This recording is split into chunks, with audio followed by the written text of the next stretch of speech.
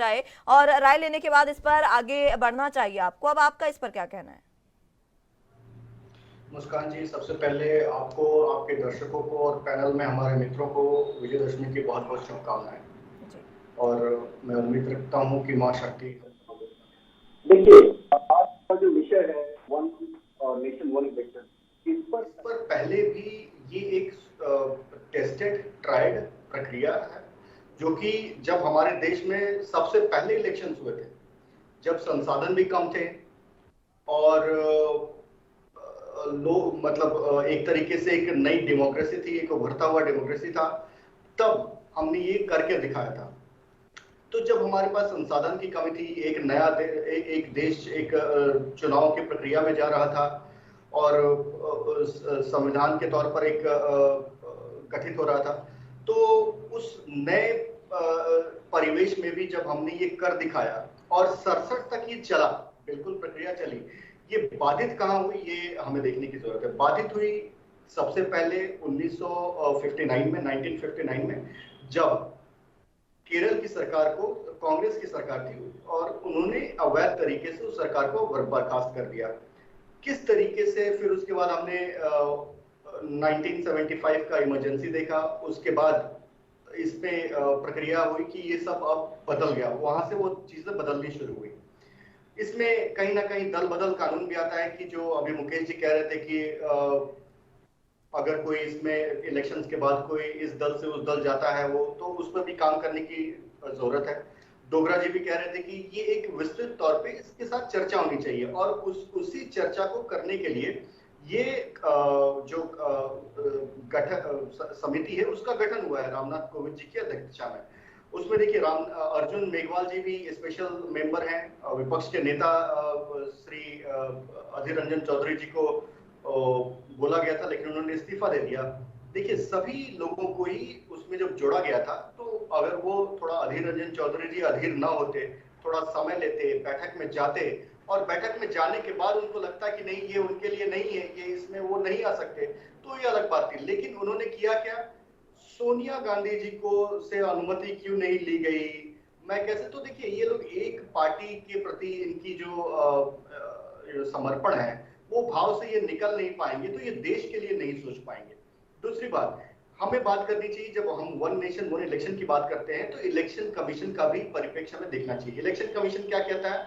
Election commission ये कहता है कि हम तैयार हैं, हमें कुछ चीजों के लिए, जैसे कि वीवीपैट मशीन हो गई, ईवीएम मशीन हो गई, उनके लिए समय चाहिए, क्या सेमीकंडक्टर चिप्स हो गई, क्योंकि उन सब चीजों में ये सब लगता है, उसके लिए लगभग उनको साल डेढ़ साल का समय चाहिए।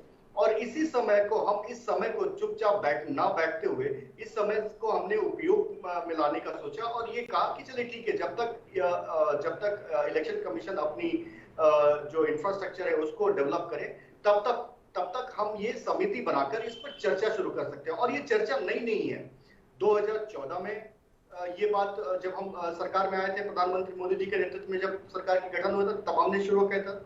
16 में पुनः बात हुई थी, 19 में भी बात हुई थी, और आज फिर ये जरूरी नहीं है कि 24 का इलेक्शन हम वन नेशन वन इलेक्शन के तौर पे करने जा रहे हैं, लेकिन भले ही उसमें साल डेढ़ साल का समय लगे, पर चर्चा की कभी तो शुरुआत होनी चाहिए। और उसी चर्चा की शुरुआत करते हुए इलेक्शन कमीशन भी कहता है कि इससे जो इलेक्शन कमीशन की जो लिस्ट है, जो वोटर लिस्ट है, उसका सरलीकरण होगा, उसका एकीकरण होगा। अभी बहुत जगह राज्यों का एक इलेक्शन वोटर लिस्ट होता है, केंद्र का एक वोटर लिस्ट होता है। कभी कभार वोटर बहुत बार ये पाया जाता है कि कुछ वोटर्स इस लिस्ट में है, कुछ वोटर्स स्टेट लिस्ट में है ही नहीं, तो ये एक समस्या आती है। दूसरी समस्या कि बार बार जो चुनाव होते हैं, जैसे कि लोकसभा चुनाव,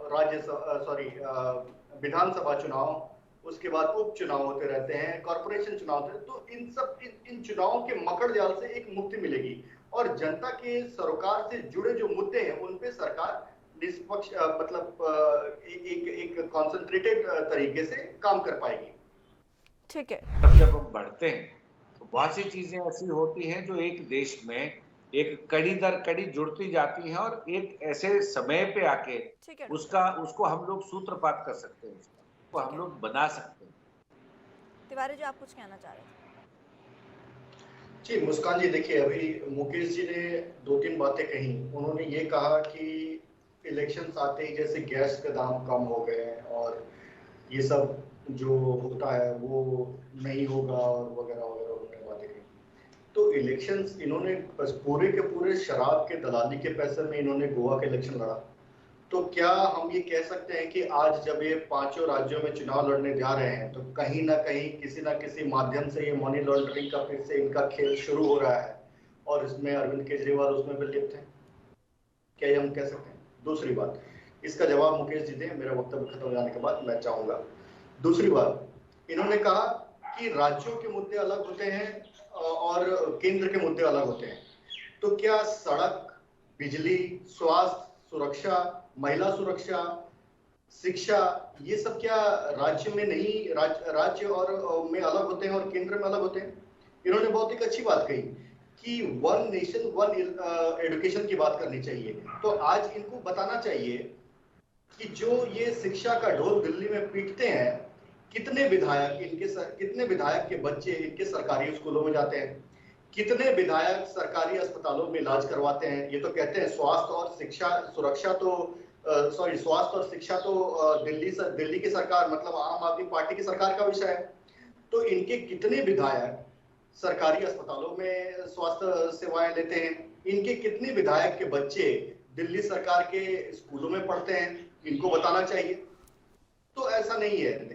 मोहल्ला क्लिनिक में इनके कितने विधायक जाते हैं? क्या मुकेश जी मोहल्ला क्लिनिक में अपना जांच करवाते हैं? अगर इनको कुछ हो जाती है तो नहीं कराते हैं। तो ये सिर्फ ढकोसला है। इनके पर्दे की पीछे की कहानी कुछ और है। हमने देखा है किस तरीके से कोरोना काल में जब दिल्ली की जनता एक एक सांस के लिए तरस रही थी तो मुख्यमंत्री अपना आवास का निर्माण करवा रहे थे, शीश महल बना रहे थे। हमने देखा कि जब दिल्ली की जनता ऑक्सीजन की एक एक के लिए तरस रही थी तो वहां पर इनके सारे के सारे नेता, शीर्ष नेता शराब की दलाली में लिप्त थे। कैसे घोटाला किया जाए शराब के माध्यम से, कैसे बच्चों के हाथ में बोतलें थमा दी जाए, उसमें ये लिप्त थे। और इन्होंने फिर बाद में कितना ढोल पीटा इन्होंने किया, आपका ऑक्सीजन नहीं ऑक्सीजन, और ऑक्सीजन ऑडिट के नाम पे भाग खड़े हुए। तो ये सब बुनियादी चीजें हैं जो कि इनको पहले अपने गिरेबान में झांक कर देखना चाहिए, उसके बाद उंगली उठानी चाहिए। दूसरी बात, हमने जब से प्रधानमंत्री मोदी जी ने सत्ता संभाली है 2014 से, हमने देखिए एक नेशन एक राशन कार्ड के माध्यम से सरलीकरण करने का प्रयास किया कि कोई भी गरीब व्यक्ति किसी भी प्रदेश में चला जाए, चाहे नौकरी के लिए चाहे कहीं ट्रांसफर के लिए, तो वहां पर वो राशन ले सकता है, उसको वहां पे संघर्ष करने की जरूरत नहीं होगी। हमने एक नेशन एक मोबिलिटी कार्ड से हमने मोबिलिटी सरलीकरण का प्रयास किया। हमने एक नेशन एक ग्रिड के माध्यम से बिजली के ग्रिड जो होते हैं उनका सरलीकरण करने का प्रयास किया। हमने वन नेशन वन टैक्स के माध्यम से टैक्स में सरलीकरण करने का प्रयास किया। और प्रधानमंत्री मोदी जी का ये संकल्प है, जब हम एक भारत श्रेष्ठ भारत की बात कहते हैं तो उसी संकल्प के तहत ये हम आगे बढ़ रहे हैं और वन नेशन वन इलेक्शन उसी प्रक्रिया का एक हिस्सा है। ठीक है मुकेश जी, आपका जवाब चाह रहे हैं तिवारी साहब। देखिए, बड़ा है कि लेकिन आपका प्रवक्ता महोदय उसको बड़े छिछले स्तर पर लेकर चले आते हैं। खैर, उनका बात करने का एक तरीका है, कोई बात नहीं। और मैं इसकी चुनौतियों पर प्रकाश डालना चाह रहा था, वन नेशन वन इलेक्शन के नहीं मुकेश जी एक बात मैं आपको बता दूं, अभी मनीष सिसोदिया जी की वाइफ का तबीयत खराब था, उन्होंने अपना इलाज फोर्टिस में करवाया, मोहल्ला क्लिनिक क्यों नहीं गई या सरकारी अस्पताल क्यों नहीं गई? इसका जवाब तो दीजिए ना। अगर मैं छिछली स्तर पर लेके जा रहा हूं तो आप इसका जवाब देखिए, इसको स्पष्ट कर दीजिए। जल्दी से अपनी बात रखिएगा, उसके बाद मैं डोगरा साहब के पास जाऊंगी। जी मुस्कान जी, मैं 10 सेकंड दीजिएगा, मैं अपनी बात रखता हूँ। अभी मुकेश जी ने अपनी दिल की इच्छा आपके सामने रख दी। इन्होंने कहा कि जो केंद्र में सरकार होती है वन नेशन वन इलेक्शन के माध्यम से वही जीतेगी। तो इनके लिए कुर्सी मायने रखती है, जनता के सरोकार मायने नहीं रखते। अगर इनको लगता है कि उन्होंने दिल्ली में अच्छे काम किए हैं तो दिल्ली में जीत रहे हैं ना।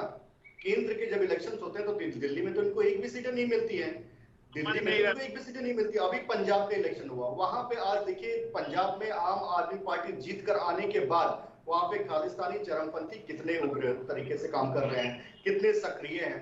वहां पे अमित शाह जी को जाकर वहां पर स्थिति को सामान्य करना पड़ रहा है। तो किस तरीके से इनकी संलिप्तता हर उस चीज में है जो देश को खंडित करना चाहती है, जो देश को टुकड़े टुकड़े कर देना चाहती है। ये कुमार विश्वास जी ने इनके सहयोगी रहे हैं, संस्थापक सहयोगी रहे हैं। उन्होंने कहा था कि पंजाब, अगर अरविंद केजरीवाल के ये बोल थे कि भले पंजाब टूटकर अलग हो जाएगा तो अरविंद केजरीवाल वहां के मुख्यमंत्री बनेंगे और प्रधानमंत्री बनेंगे, अगर नहीं हुआ तो वो मुख्यमंत्री बनेंगे। इस तरीके की इनकी सोच है। तो देश की एकता और अखंडता की आज हम बात कर रहे हैं। अगर देश को एक सूत्र में बांधना है तो उस दिशा में सोचना पड़ेगा। हम, मेरी मिट्टी मेरा देश, इससे किसको आपत्ति हो सकती है? आप ये कहिए, मेरी मिट्टी मेरा देश, ये तो गर्व का विषय है। मैं तो ये चाहता हूं कि आम आदमी पार्टी के प्रवक्ता, कांग्रेस के प्रवक्ता और पूरे देश के जितने भी विपक्ष के नेता हो, सभी अपने अपने गांव से, अपने अपने जिलों से, अपने अपने विधानसभाओं से मिट्टी लेकर जाए केंद्र में और वहां पर अपना सहयोग दें। पर ऐसा ये नहीं करेंगे। क्यों? क्योंकि ये लगता है कि इससे देश एक सूत्र में आएगा और वो देश को बांट नहीं पाएंगे।